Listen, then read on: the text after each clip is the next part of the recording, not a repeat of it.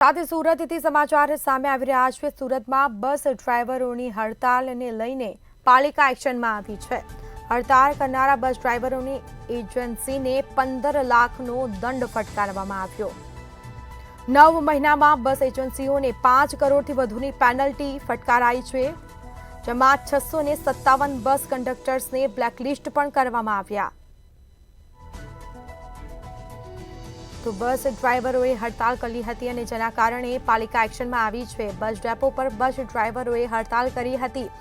હડતાલના કારણે શહેરીજનોને હાલાકી વેઠવાનો વારો આવ્યો હતો, જેમાં હડતાલ મામલે પાલિકાએ કડક કાર્યવાહી હાથ ધરી છે। એજન્સીને 15 લાખનો દંડ ફટકારીને નોટિસ પણ ફટકારી છે।